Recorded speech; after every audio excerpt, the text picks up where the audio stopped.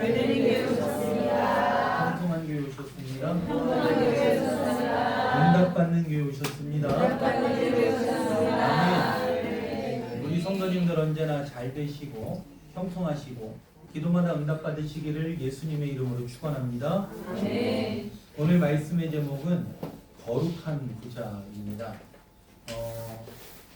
이제 말씀을 우리가 나누기 앞서서 어제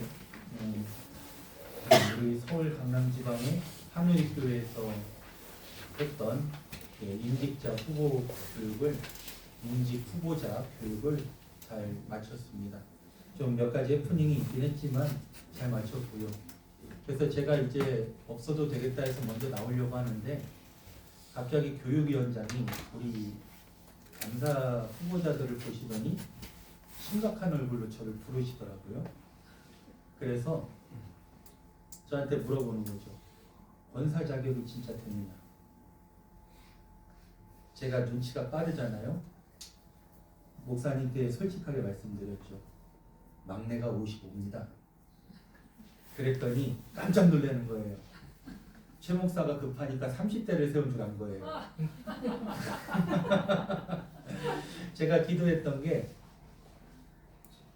하나님 내 교회가 오는데 뭐 아주 큰 부자 교회도 있고 중간 정도의 교회도 있고 제가 부교육자로 섬겼던 교회도 있는데 하나님 우리 교회 사람들은 보이는 것부터 좀 잘나게 해주세요.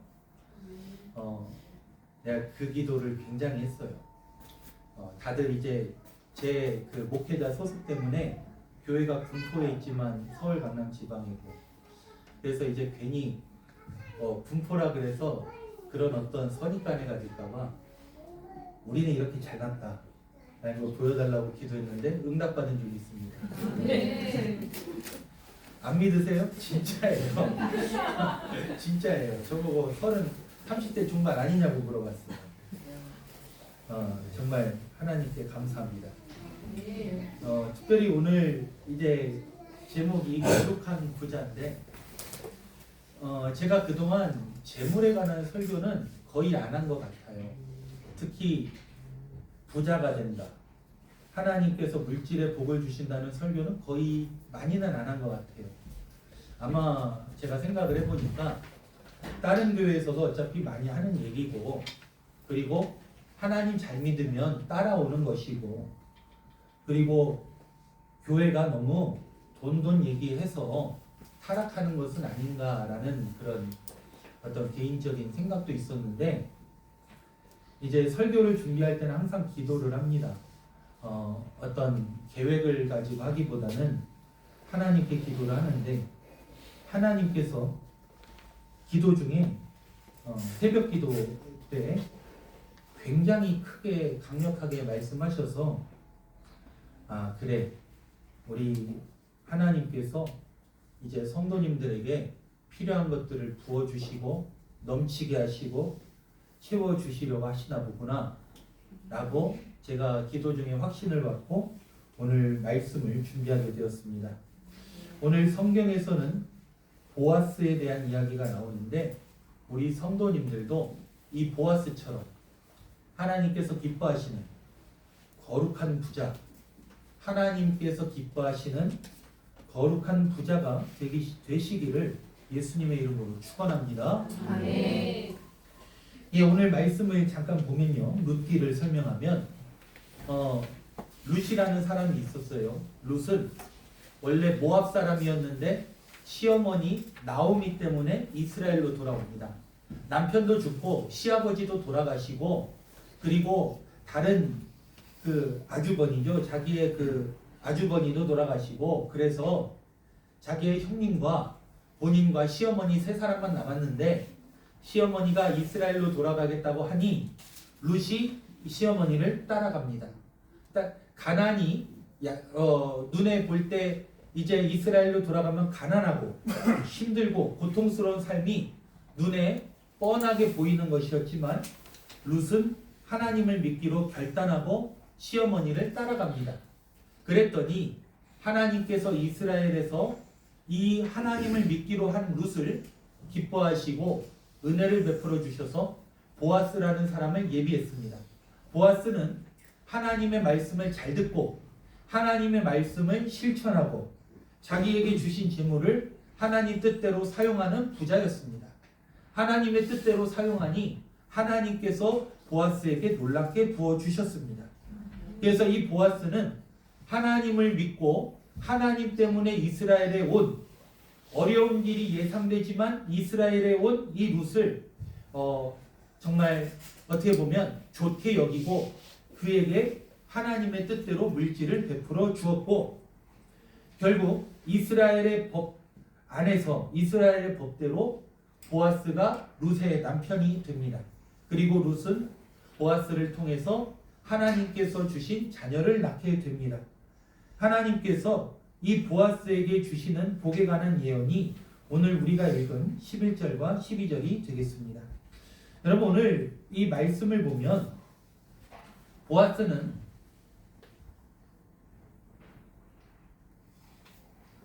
하나님의 말씀대로 이 재물을 사용했는데 이게 보면 첫 번째로는 하나님의 사업을 위해서 재물을 쓴 거예요.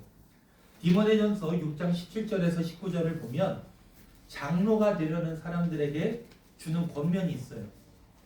재물을 사랑하지 말고 그러니까 이 재물이 모이는 것과 이 재물로 내 욕심 채우는 것을 좋아하지 말고 하나님께서 풍성하게 부어주실 것을 믿고 선한 사업을 위해 쓰라 라고 되어 있습니다. 이 선한 사업은 복음을 전하고 교회를 세우고 어려운 이웃을 도와주는 것입니다. 디모데전서에서 이거를 딱 규정했어요. 말하자면 다시 한번 얘기할게요. 복음을 전파하고 교회를 세우고 어려운 이웃을 어려운 성도를 도와라. 이것이 선한 사업이에요. 이것을 하면 하나님께서 그 디모데전서의 표현대로하면 모든 것을 후하게 주신다. 넘치게 주신다. 풍성하게 주신다고 약속을 하셨습니다. 특별히 보아스는 이 가난한 룻에게 정말 풍성하게 줬어요. 자기가 줘야 될 것보다 말하자면 율법의 의무대로 줘야 될 것보다 더 줬어요. 더 많이 베풀었어요. 그리고 룻이 여자 혼자니까 정말 주변 못된 남자들이 그를 괴롭히지 못하도록 모든 것을 손을 써놨어요. 모든 것에 조치를 취해놨어요. 이렇게 세심하게 조치를 했죠.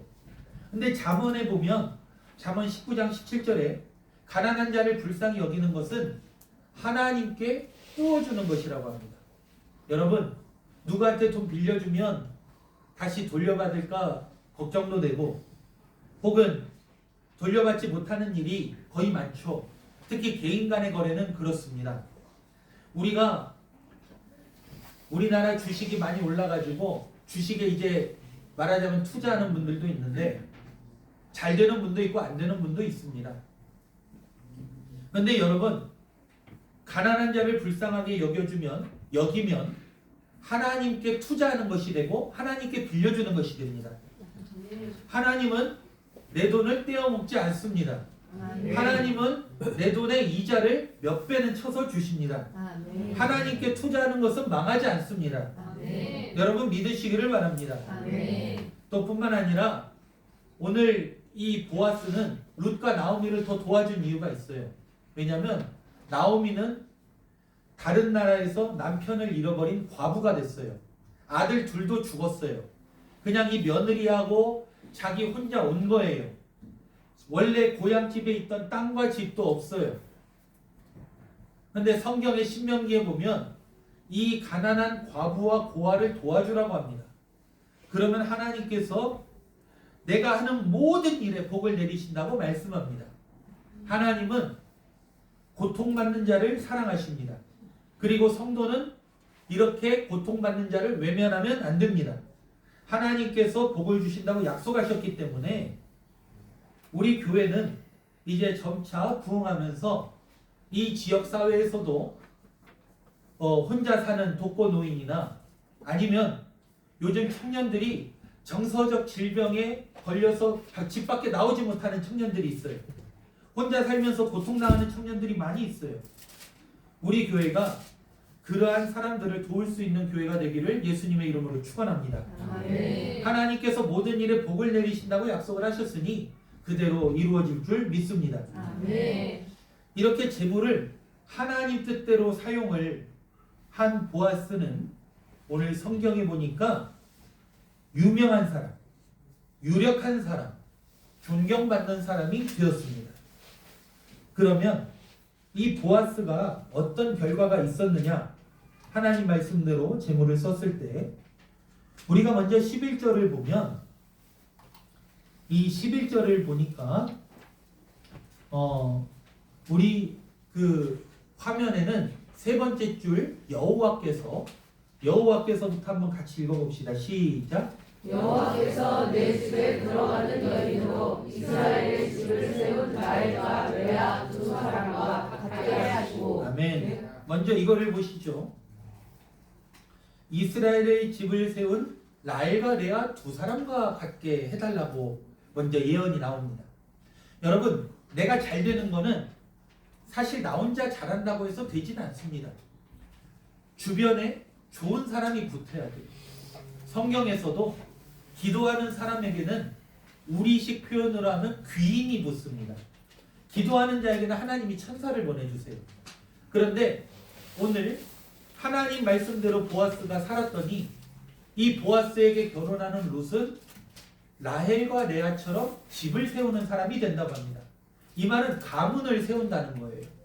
여러분, 이 가문을 세운다는 말은 단순히 돈으로만 되지 않아요. 교육으로만 되지 않아요. 이거는 그 다음 세대에 나올 자녀들의 성품에도 문제가 있어요. 그런데 중요한 것은 이 가문을 세울 만한 능력의 성품은 미국에 있는 오하이오 주립대학교에서 리더십에 대한 연구를 했더니 이거는 언제 결정되는지 아십니까? 자녀의 그 가문을 세울 만한 그 성품이 언제 결정되냐면 엄마 뱃속에 있을 때 결정이 된대요. 그러니까 이거는 거의 태어날 때 이미 정해진 거예요. 세상 사람들이 이걸 운명이라 그러죠. 그런데 우리 하나님은 이미 태어난 사람도 거듭나게 하시고 바꾸게 하실 줄 믿으시고 아멘. 하나님의 말씀대로 살면 이 집을 세우실 줄 믿으시기를 바랍니다. 아멘. 이 룻을 통해서 그렇게 하시겠다는 거예요. 여러분, 그러니까 우리 이제 다들 아이들이 있고 하지만 새롭게 아이를 낳을 때 우리가 태교하잖아요. 베토벤의 음악을 들으면 좋아. 모차르트의 음악을 들으면 좋아. 그러나 여러분, 세상에는 한계가 있습니다.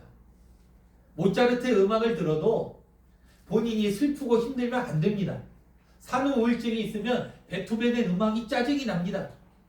그러나 내가 하나님께 기도하고 하나님의 말씀을 사모하고 하나님의 뜻대로 살기를 소원하며 하나님께 순종하면 하나님께서 변화시켜 주십니다. 아멘. 그리고 우리가 11절 다시 한번 보면 내가 에브랏에서 유력하고 베들레헴에서 유명하게 하시기를 원하며 라고 되어 있습니다. 이 에브랏은 베들레헴에 있는 동네입니다. 그러니까 군포시 당동 하듯이 베들레헴시 에브랏동 이렇게 이해하시면 되겠습니다. 여러분, 우리가 어느 지역에 오래 살면 아는 사람도 많아지고 그러다 보니 이제 뭐 오가면서 알고 그러죠. 근데 여기서 유력하다는 말은 영향력이 있다는 말이에요. 힘이 있다는 말이에요. 나쁜 영향력이 아니라 선한 영향력이 있어요. 여러분, 창세기에 보면 아브라함이 하나님을 믿었더니 하나님이 아브라함에게 복을 주신 게 아니라 아브라함을 복으로 만들어 버렸어요. 그 사람이 있으면 본인도 잘 되고 그 동네가 잘 돼요. 그 사람이 있으면 뭔가 될 것 같아요. 희망이 있어요. 여러분, 예전에 그 축구 경기를 보면 박지성 선수가 나오면 갑자기 우리 팀이 뭔가 이길 것 같아. 그리고 실제로 결과도 좋아요. 손흥민이 뛰면 뭔가 잘 될 것 같아. 그리고 결과도 좋아. 이런 사람이 있어요. 뭔가 뭐 정치도 그렇고 경제도 그렇고 회사도 그렇고 정말 어려운 상황인데 이 사람이 그 자리에 있으면 될 것 같아. 그리고 실제로 되는 사람이 있어요. 그게 내가 복이 되는 거예요. 오늘 보아스를 그렇게 만들어 주신대요. 사랑하는 성도님들, 우리가 사는 세상 환경은 언제나 좋을 수는 없습니다. 역사의 주기로 보면 항상 큰 전쟁이 100년 주기로 일어나기도 하죠.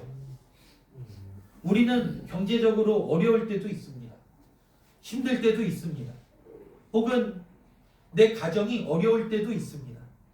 그런데 하나님이 나를 복으로 바꾸셔서 그 모든 일들이 어려움과 고통이 아니라 웃으면서 넘어갈 수 있는, 잠시 힘들지만 돌이켜보면 정말 모든 것이 감사하고 모든 것이 별것 아닌 일들로 바뀌게 되는 이유는 하나님께서 나를 복으로 만드셨기 때문입니다. 아멘. 여러분들이 이러한 복이 되시기를 예수님의 이름으로 축원합니다. 아멘. 축원합니다. 아멘. 축원합니다. 아멘.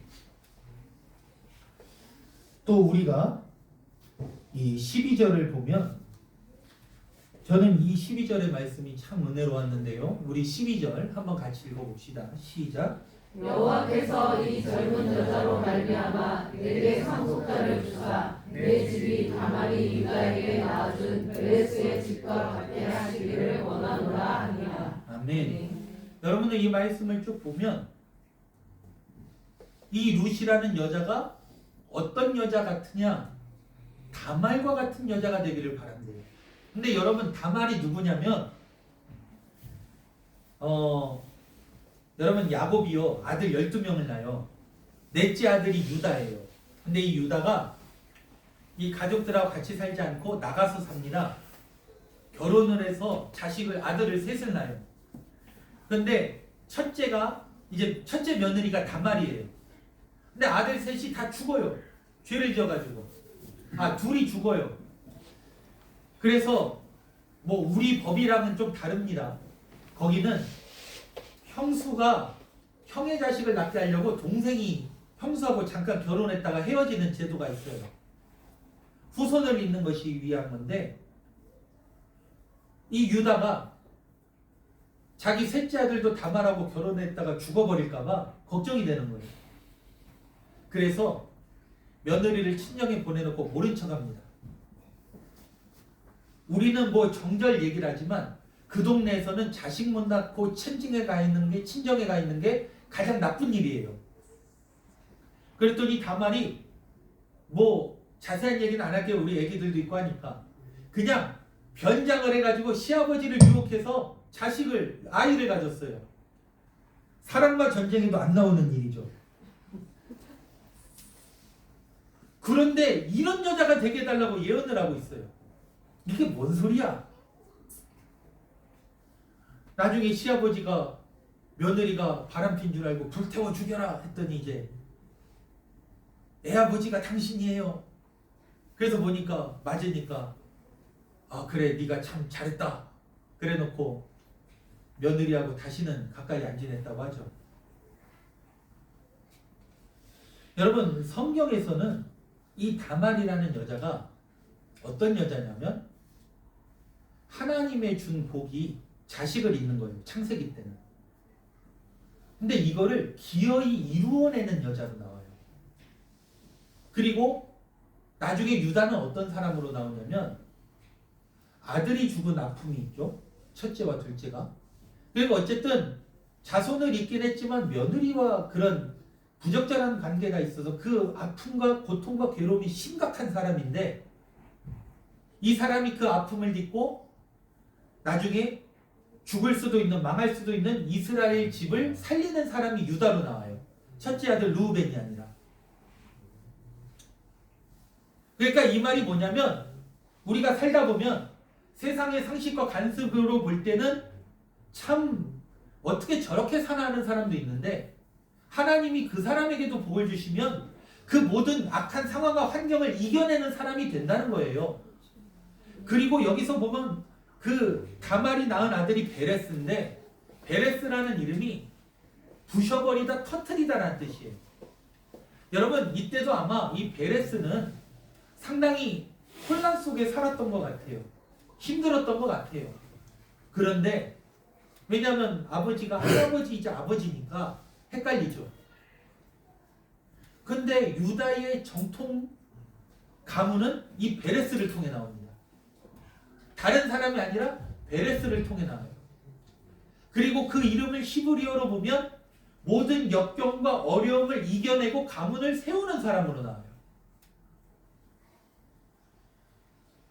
여러분 우리가요 누군가 그러는데 철학에서도 그러고 다른 종교 경전들도 보면 사람마다 내가 인생에서 겪을 고생의 총량이 있어요.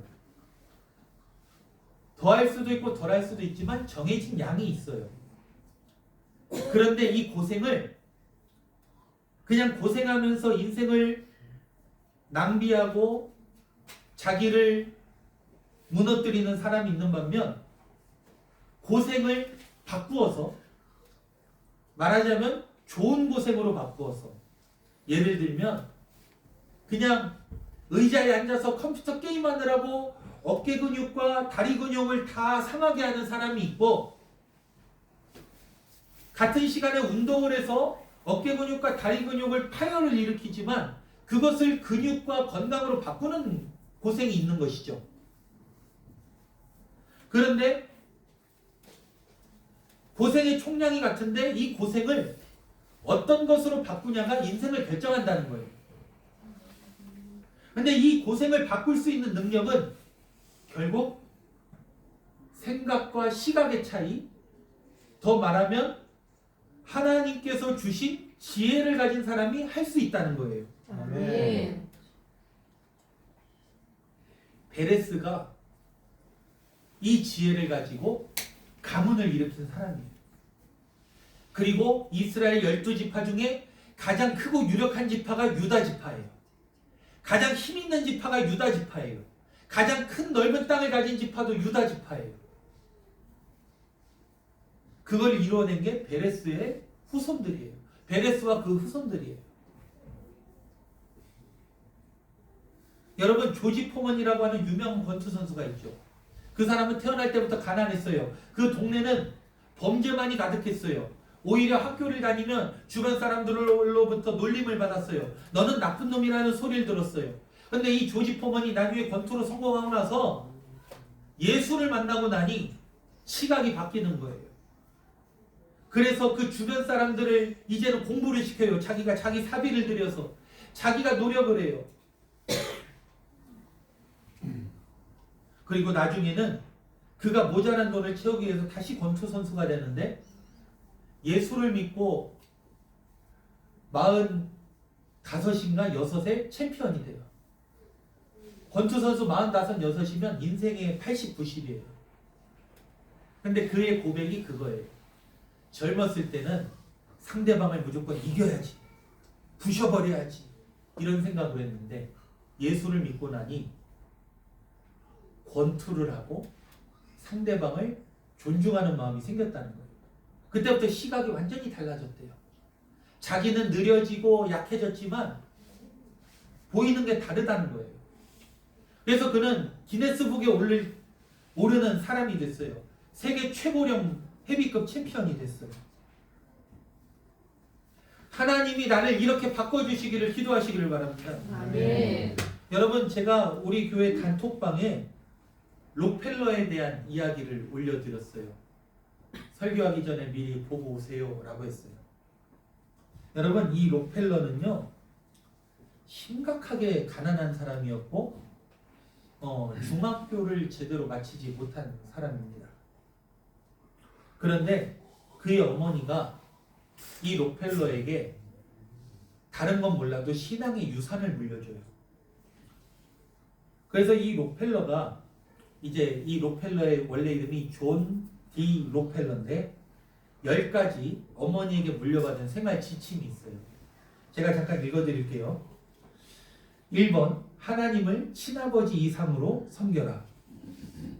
2번 목사님을 하나님 다음으로 섬겨라. 3번 주일 예배는 본 교회에서 드려라. 4번 오른쪽 주머니는 항상 11조 주머니로 하라. 5번 아무도 원수를 만들지 말라. 6번 아침에 목표를 세우고 기도하라. 7번 잠자리에 들기 전 하루를 반성하고 기도하라. 8번 아침에는 꼭 하나님의 말씀을 읽어라. 9번 남을 도울 수 있으면 힘껏 도우라. 10번 예배 시간에 항상 앞에 앉으라. 이 록펠러의 10가지 지침은 왜 록펠러가 성공했는지를 물어보는 기자에게 한 얘기예요. 인터뷰를 하니까 내 10가지 지침이 이거다라고 그때 이야기를 한 거예요. 여러분 이 록펠러가요. 여러분 빌 게이츠보다도 지금의 가치로 따지면 10배, 20배가 넘는 부자예요. 근데 단순히 부자가 된 걸로 끝나지 않아요. 이 사람은 자기의 재산을 자손들에게 물려주지 않아요. 록펠러라는 재단을 세워서 이 록펠러 재단은 고아를 돕고 학교를 세우고 교회를 세우는, 그래서 우리나라에도 그 개척교회를 돕는 록펠러 재단이 있어요. 그것에 자기 재산을 써요. 그러면 그 나머지 후손들이 물려받은 것도 없고 고생도 안 해봤으니까 뭐 얼마나 잘 살겠어 할 수 있잖아요. 근데 여러분 놀라지 마세요.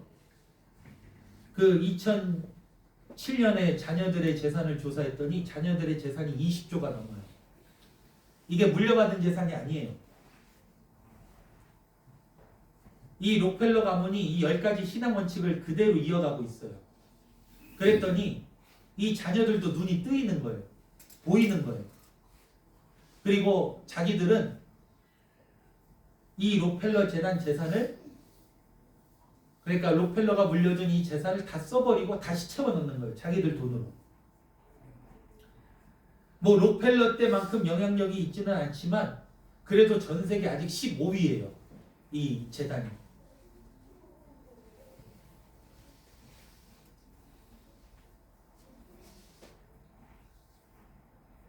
사랑하는 성도님들, 재물이 많다고 하나님을 잘 믿는 것은 절대 아닙니다. 부자가 됐다고 하나님을 잘 믿은 것도 아닙니다. 그런데 성경은 예수님도 이런 말씀하셨어요. 나와 내 이름을 위하여 내가 가진 것을 주님께 드린 자는 100배로 돌려준다고 약속하셨어요. 우리나라가 조선 말 일제시대에 예수를 믿게 되었을 때, 그때 예수를 믿었던 초창기 멤버들이 나라를 세우는 주류가 되었어요. 그래서 대한민국의 기독교 인구가 10%가 안 됐지만 나라를 이끌어가는 80%가 기독교인이었어요. 눈이 뜨이는 거예요. 보이는 거예요. 이끌어가는 거예요.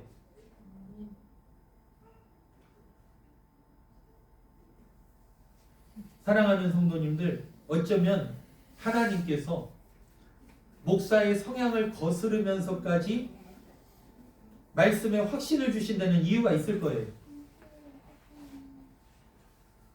우리가 올 한해 우리의 목표도 표어도 승리하는 오병이어 교회이면서 시편 23편의 말씀 내 잔이 넘치나이다가 우리의 올 한해 성경 구절이에요.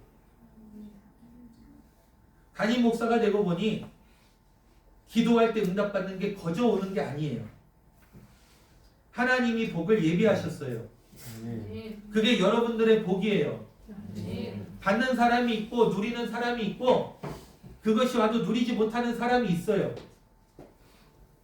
여러분들은 오늘 말씀을 잘 기억하면서 그래, 주님께서 주신 재물 하나님을 위해 써야지, 하나님 나라를 위해 써야지, 이웃 사랑하는 데 써야지 라는 결단을 하시기를 바랍니다. 그리고 하나님께 소원을 가지고 기도하세요. 하나님, 올해는 나에게 놀라운 은혜를 부어주시고 풍성하게 하시고 야베스가 기도한 것처럼 내 지경을 넓혀주시옵소서. 아멘. 아멘. 아멘. 아멘. 기도합시다. 살아계신 아버지 하나님, 하나님께서 부족한 주의 종을 통하여 놀라운 복을 약속하신 줄 믿습니다. 아멘. 하나님, 아멘으로 믿고 받는 자는 이루어질 것이요. 아버지 하나님, 하나님의 약속을 의심하지 않게 하시고 주님 뜻대로 살게 하여 주시옵소서. 아멘. 하나님, 우리에게 풍성히 주는 것은 하나님의 뜻이라고 주님께서도 말씀하셨습니다. 올 한해 모든 어려움을 이겨내고 풍성한 자들 되게 하시고 놀랍게 베푸는 하나님의 나라를 세우는 오병이어 교회 성도들 되게 하옵소서. 아멘. 살아계신 예수님의 이름으로 기도합니다. 아멘. 아멘.